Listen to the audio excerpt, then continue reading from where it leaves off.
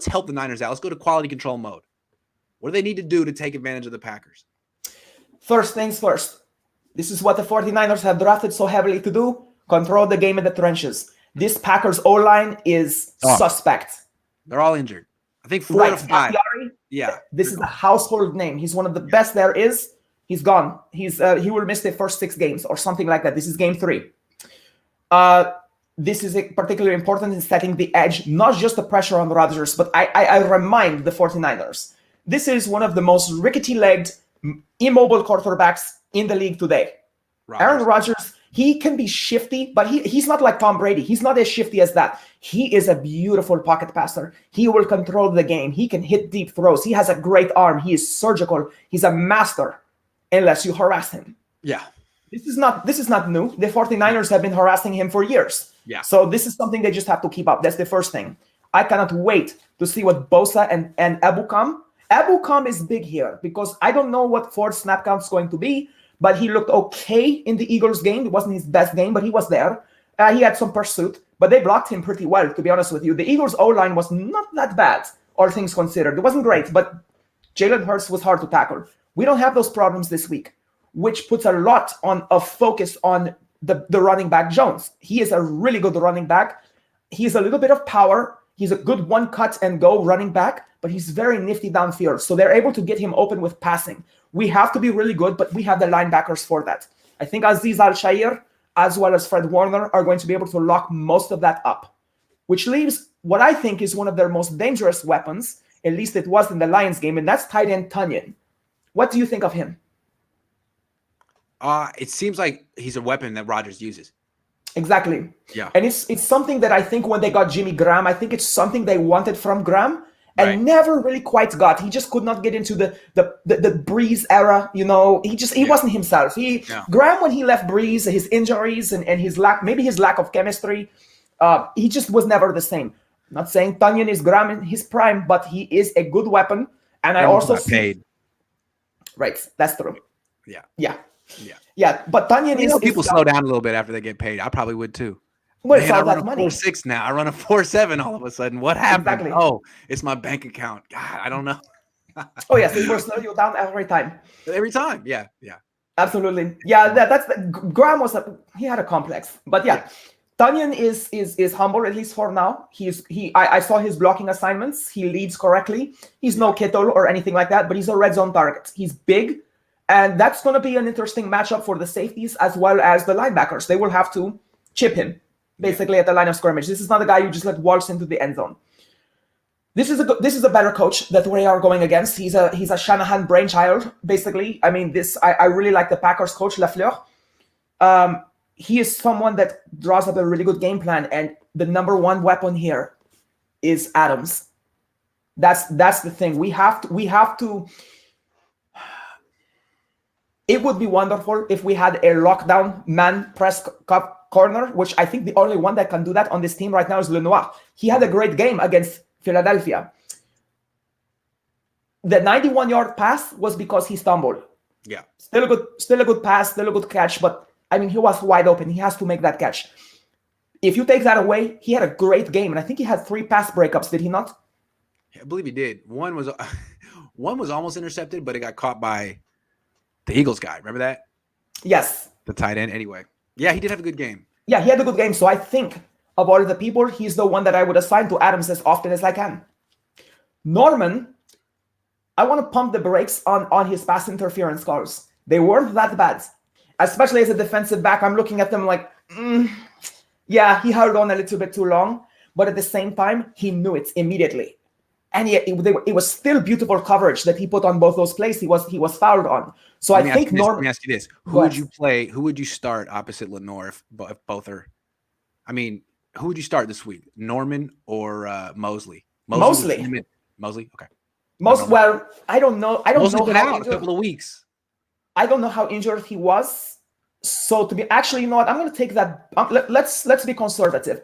Let's put him in against what we consider their second wide receiver and see what he does. Okay. All right. That works. So in other words, we're talking about Lenoir being CB1. Yeah. That happened fast. Yes. Well, it's necessary for the same reason that Norman did not play in his first game.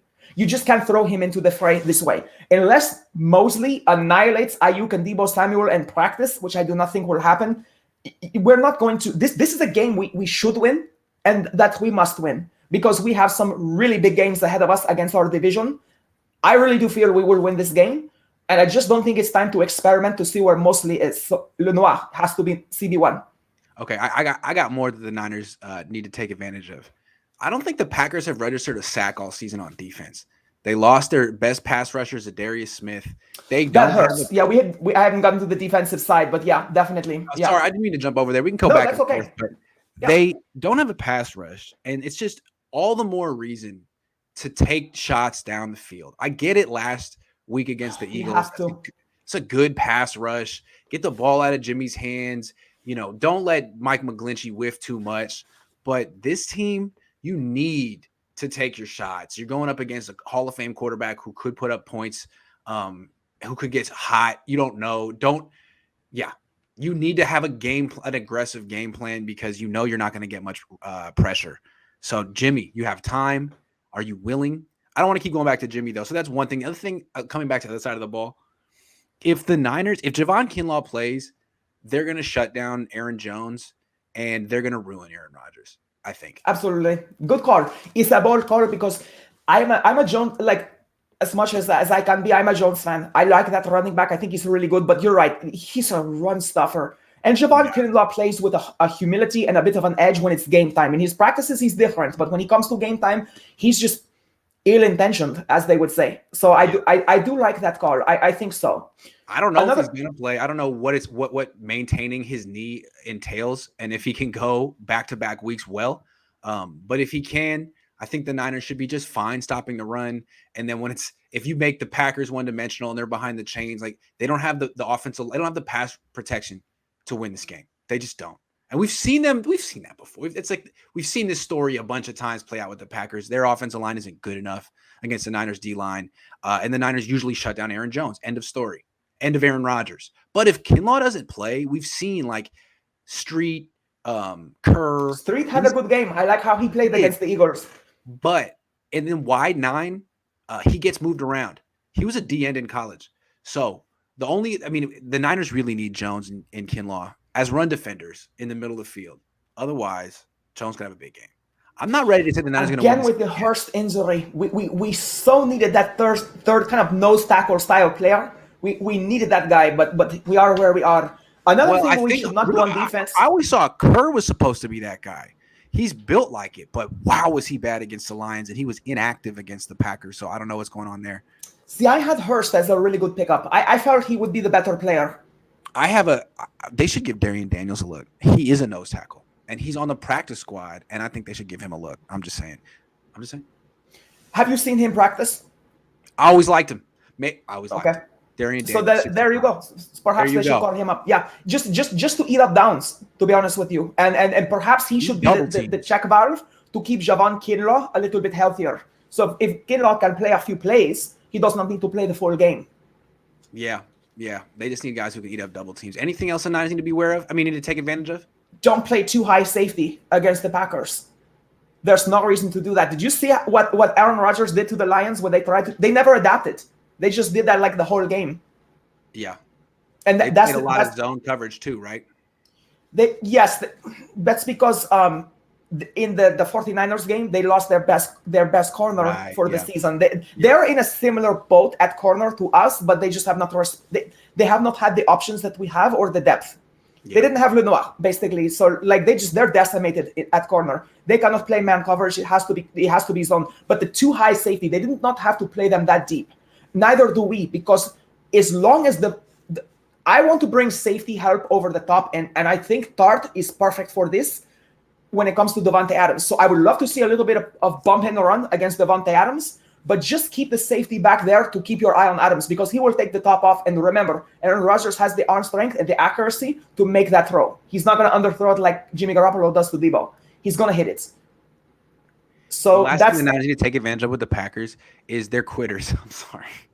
They will come to the West Coast and pack it in quick if it doesn't look like they're going their way. So Aaron Rodgers is an interesting one. He's an interesting one to discern, to dissect, because sometimes it just seems like he has a little Joe Montana in him, where he's heroic, but he's moody as well. And he's, man, I hate to say it, because we saw week 1.